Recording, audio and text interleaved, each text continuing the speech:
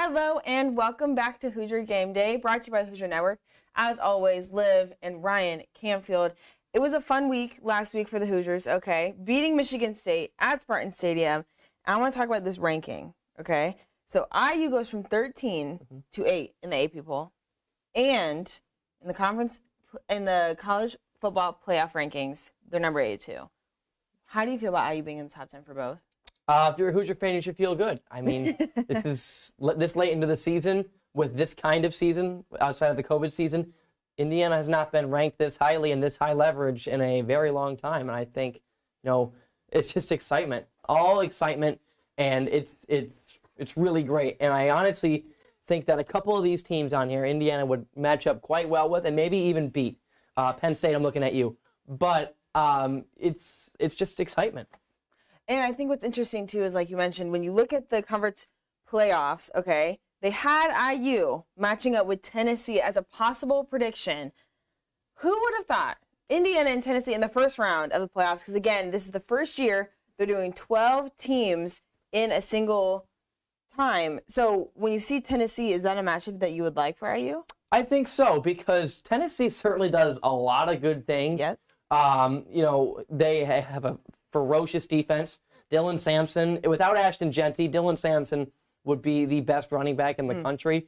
One thing that was supposed to be really good about Tennessee this season, has not lived up to the hype, is Nico Iamaleava. He's been this absolute diamond of a prospect, $7 million NIL value, Jesus. But he can't hit the deep ball. He's accurate in short to middle ranges, but cannot hit the deep ball. And, for right now, it's an issue. But in his career, obviously, he's got a lot of time to fix that. But for Indiana, I think, it would be a great game. I think there would be I think it would be a little bit more low scoring than what we have seen.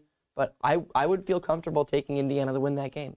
And the teams above Indiana, I think, are interesting, too, because of Oregon, Georgia, OSU, Miami, Florida, Texas, Penn, and Tennessee. And people said that if it wasn't the IU logo on them, they'd be in the top 5. Do you agree? I absolutely agree. And I think, I just said about Penn State. Penn State, they're always the same team. They can never beat good teams, whether they're at home or on the road. James Franklin may never figure it out. And it stinks that this would have been a really, really, obviously I'm just discrediting Penn State as a whole, but with that ranking that they have, if they were to have played this season, would have been a really nice win for Indiana this season. But I just think Penn State should not be in the top 10 even. So and for some of these other teams, Miami, Oregon, offensive wrecking machines. Georgia has a little bit been, they've been a little bit streaky. Having the one half in the world's largest outdoor cocktail party in Jacksonville against Florida. That's what they call it. No, I'm serious. They just failed to finish off drives. They have a great defense, but yes, failed to finish off drives. And then Ohio State, if there's any doubt that Ohio State had, left the top tier of college football, you were wrong, because they beat Penn State. They have a ferocious defense. The offense, they've had some issues. Will Howard in the first half of the Penn State game, the last play of the Oregon game, probably his 3 biggest problems this season. I mean, outside of that, he's been a great leader. He's been a great player. But I think Indiana is right where they need to be. And if they do what they need to do, they will find themselves higher, obviously. And a good reason why they got in the top 10 was a win against Michigan State at Spartan Stadium. Let's go into the top plays from last week's game. The Old Brass spittoon on the line. First time the Hoosiers have trailed this season, but not for long. Rourke finds Horton to get on the board. Rourke is finally back after missing last week's game with a thumb injury. But not just the offense producing. IU's defense continues to put in the work, and there it is, another pick for the Hoosiers. And the Hoosiers also are ready to take the lead, with Tyson Lawton pushing his way through from the 2-yard line. Nothing has stopped him all season. Spartan's true freshman quarterback, Aiden Fisher, finds the wrong jersey. Beautiful interception for the Hoosiers. Now, I've said it before, and I'll say it, go ahead one more time. Rourke has some feet on him, makes the play to Surratt. IU continues to rack up the points. yes, racking up the points, but even by getting a safety, can someone stop D'Angelo Pons? Because he has been a scary man in these last 2 games. And just why not? Just to end it all with a fun finish, a Surratt toe tap to expand the lead to 47-10 win, Michigan State.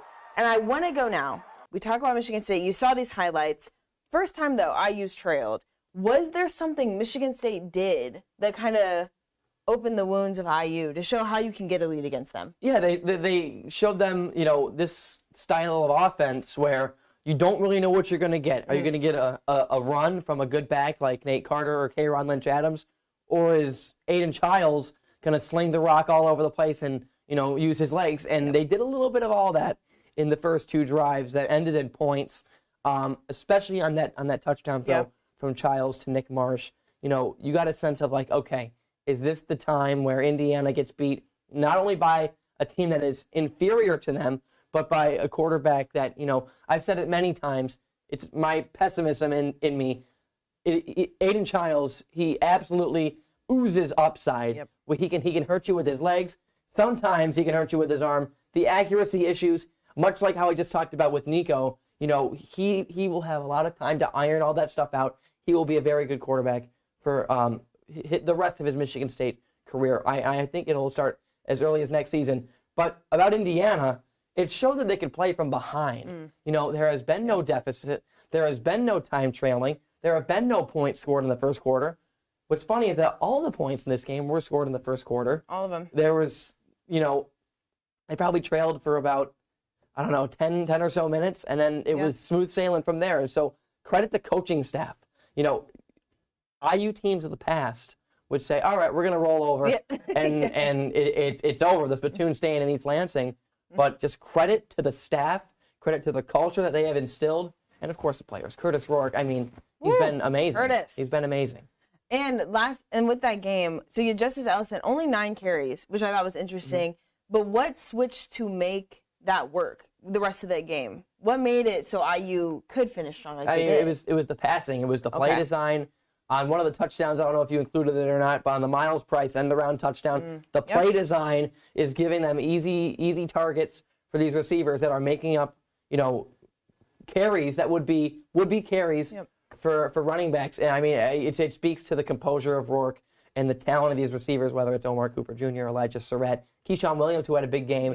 It's just more of the same. More of the same. And this season, the same is good. Yes. And IU wants to keep it that way, especially with this week's game. So let me just also say, we have a Michigan guy right here who, he knows a little something, okay? So when we go into this Michigan breakdown, it's a completely different team than last season Michigan is. Michigan Wolverines, I want to look right into the camera and tell you this. I will tell you, Michigan, that you guys need to figure it out. Because last season, undefeated college football playoff champions against Washington. Now you're at the bottom of the Big Ten. And now 10th in the Big Ten, barely winning. More losses than wins. What happened to Michigan this season? You lose 20 starters on both sides of the ball. You lose your coach and his entire staff. And, this is all in the cards for Michigan. They are 5-4 with some bad losses to some very mid teams and some non-competitive losses. While the Oregon game last week I think was kind of winnable, but you lose one game in September to a team that was ranked number 1 for 2 weeks, and you lose last week to a team that currently is number 1.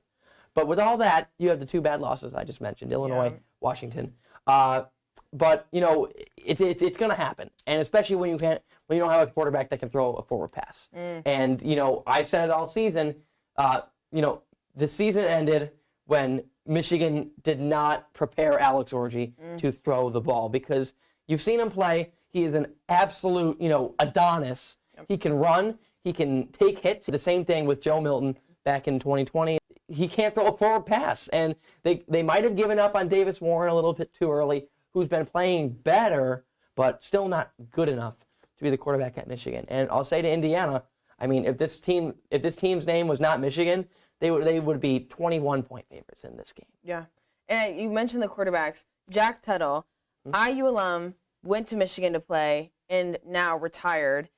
what can you say about him and kind of that news coming out? Because I think that was pretty interesting for him. And I think it also shocked IU as well.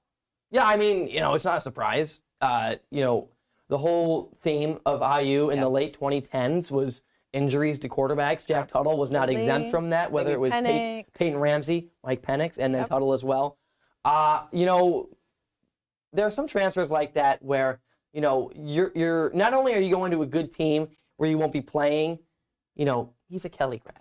And he's, making a better future for himself and picked up a national championship ring and a Big Ten championship ring in the process. So we wish him the best of luck. Yep. I mean, he's still a Hoosier, but, that was a business decision for Jack Tuttle, and it stinks that his career ended like that. And he had to announce it midweek. It was just not good, but he will definitely be okay. He'll be a very rich man one day. There's a lot of history in this team matchup, and last time these two played, Michigan won, and it's kind of like you can't even say won. Like they whooped IU 52-7 last time these two played. But like you said, completely different teams, but yet Michigan still hasn't been able to beat a ranked team. Do you think that will stay the same this week as well? Well, I will say they did beat USC when they were ranked number 11, but USC is terrible. They are terrible. The reason why Michigan is, not good is the play calling. Whether it's Wink Martindale on defense, Kirk Campbell on offense, it's not Sharon Moore's. I mean, it is not entirely Sharon Moore's fault. It is his fault. But there's too many blitzes on defense. Okay. There's no cohesiveness on offense. You see a lot of trick plays. Against Michigan State, against Oregon. They had a chance to win the game against Oregon. And before they could get back into it, calling trick plays on 4th and goal with, 8 minutes left to go in the game. Right. That's not going to win you any game. I don't care if it's a Philly special in Super Bowl 52.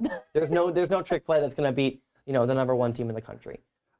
And for Indiana, I mean, you're just licking your chops right now because you're going to have Michigan at home in a game that you will win. Yeah. And, there's really not much to say about Indiana because we know what they're going to do. They're going to run the ball. Every time. The one thing that, Michigan does well enough for IU to maybe, think about themselves is they get to the passer. They get to the quarterback.